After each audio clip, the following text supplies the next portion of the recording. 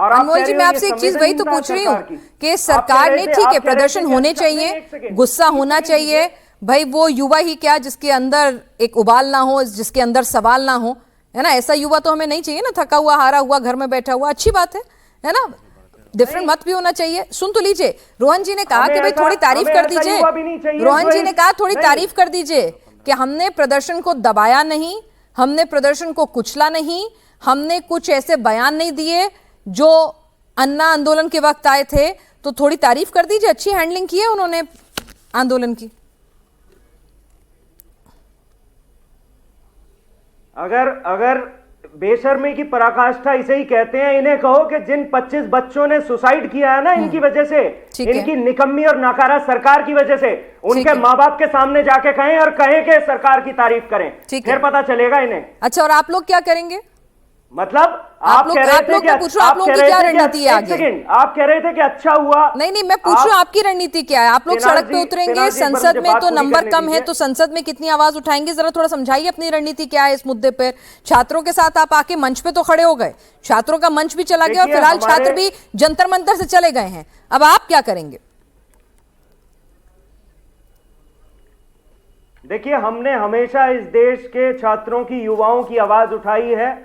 हमने जो है हमेशा उनका साथ दिया है इस पेपर लीक सरकार के खिलाफ, इस चंदाचोर सरकार के खिलाफ जिसने युवाओं के भविष्य को गर्त में धकेल दिया।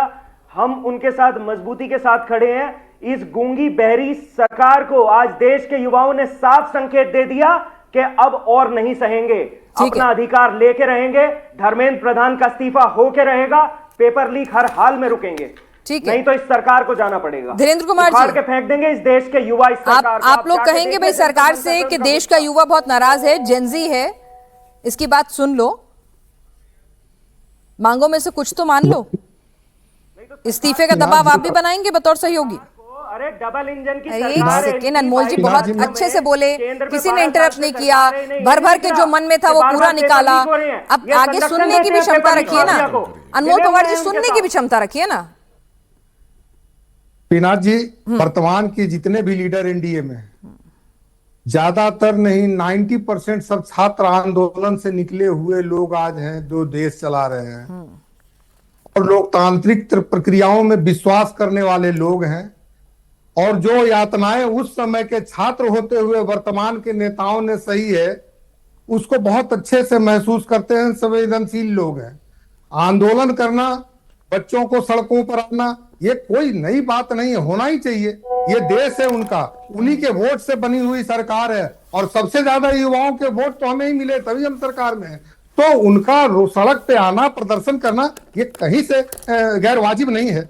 लेकिन इतना जरूर है कि अगर आप सड़क पे जंतर मंतर पे कर रहे हैं तो आप ही के प्रतिनिधि, चाहे पक्ष के हो या विपक्ष के हो, उनको इन्हीं विषयों पर सदन के अंदर में भी चर्चा करने की आजादी दीजिए। सदन चल रहा होता तो आज जितनी बातें भीड़ के माध्यम से, आपके टीवी के माध्यम से लोगों ने देखा, पर आवाज बन करके सदन में लोकतंत्र की प्रक्रिया में सांसद अगर वहां पर इस पर चर्चा करते तो ज्यादा बातें समझ में आती। और जो प्रक्रिया है लोकतांत्रिक तरीका का, उसमें नहीं, विपक्ष तो मांग कर रहा है ना राम मंदिर के चढ़ावा चोरी के मुद्दे पर, वो तो कहेंगे कि भाई चर्चा कराइए।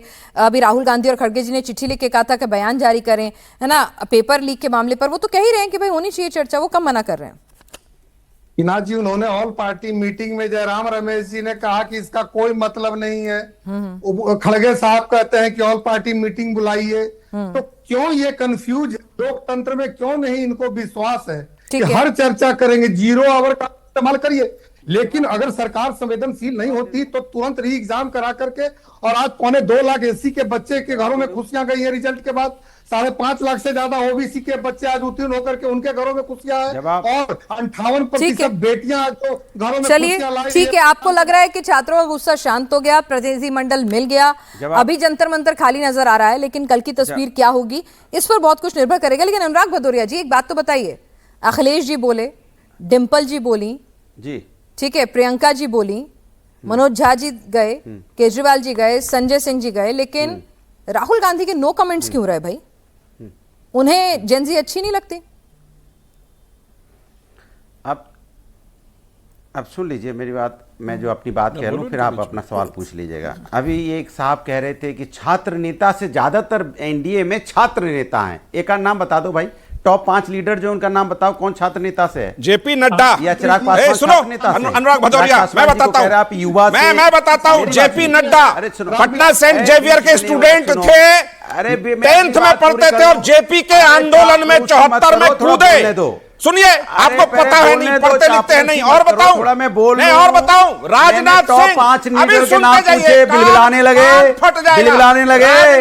आपके नेता को तो सीएम पद से हटा दिया, आप काय बिलबिला रहे हो? आपके नेता को सीएम पद भी ले लिया, आपके नेता जेडीयू साहब का तो सीएम पद भी ले लिया। बड़े नेता कौन था? लल्लन जी थे, कौन था? या नीतीश जी थे? नीतीश जी बड़े नेता थे, छात्र नेता थे, उनको तो ले लिया मुख्यमंत्री पद। काहे बिलबिला रहे हो? बिलबिला रहे हो? बिलबिला रहे हो? आपके नेता छात्र नेता से आए थे, नीतीश कुमार जी मुख्यमंत्री पद से हटा दिया। अब बिलबिलाओ, बैठ के चापलूसी करो यहाँ पे, और कुछ नहीं बचा। अब वो भी नहीं कुछ मिलने वाला। मैं अपनी बात कह लूं, अगर इनको चुप कराओ तो अपनी बात कह लूं, इनके नेता को, छात्र नेता थे, उनको हटा दिया गया है। अब उनको राज्यसभा दे दी, मुख्यमंत्री पद से हटा दिया। मैं अपनी बात कह लूं, पहनाज जी, अगर आपको सत्यपाल मिश्रा से बुलवाना होता है तो हम लोग को क्यों बुलाते हो? फिर बुलवा लो, गलत बात है आपकी। नहीं, अनुराग भदौरिया जी, नहीं, आप नहीं गलत कर रहे हैं। आप तो भाई आप सत्यप्रकाश मिश्रा को पूरा जवाब दे दीजिए। अच्छा ठीक है, आपने बता दिया ना, ठीक है। अनुराग जी, नहीं बस हो गया, ठीक है। आज मुद्दा छात्रों का है, ठीक है। अब बस आपने भी उन्होंने बोला, आपने बोल दिया बारी खत्म। आप जरा, ठीक है अनुराग भदौरिया जी, आप बोलेंगे मुझे बताएं, आप उस मुद्दे पे बोलेंगे जो मैंने आपसे सवाल पूछा है। अनुराग जी, मेरे भी बीच में मत बोलिए। नहीं तो फिर ये भी ऐसा ही करेंगे, उस मुद्दे पे ही बोलूंगा। अनुराग आप रह जाओ ना। हाँ, राहुल गांधी चुप क्यों रहे? नो कमेंट्स भाई क्यों चले गए? इतना टाइम उनको देती हो, किस पार्टी से उन्हें खुद नहीं पता, लेकिन आप उनको 15 मिनट दे दोगे। बोलिए सतीश प्रकाश जी, आप लोग भी तो कमाल कर रहे हो ना। अनुराग जी, कमाल है भाई।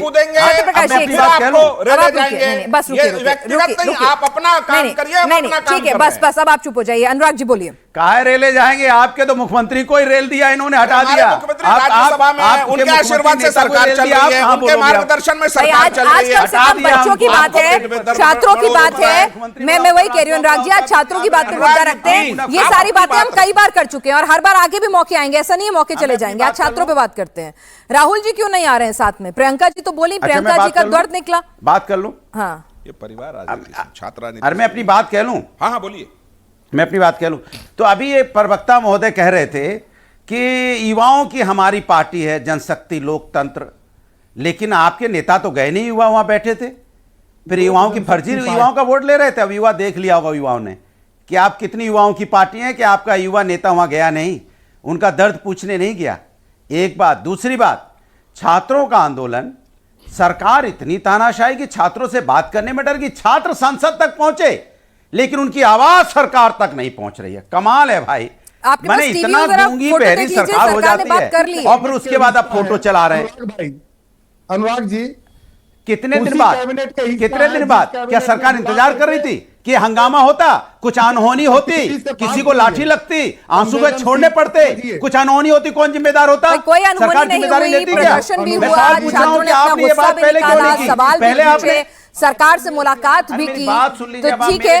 और राजनीति भी जमकर हुई, सबका बयान आ चुके हैं। मुझे नहीं लगता कि फिलहाल दिल्ली में अब स्थिति धीरे धीरे सामान्य हो रही है, भीड़ जो है वो हट रही है, सारे मेट्रो स्टेशन खुलकर काम करना शुरू कर रहे हैं। लेकिन कल भी राजनेता जो है इस रणनीति बनाने में जुट गए होंगे कि कैसे इस मुद्दे को सदन के भीतर उठाना है और उस पर राजनीति करनी है। और जाहिर सी बात है, राजनीति होनी भी चाहिए।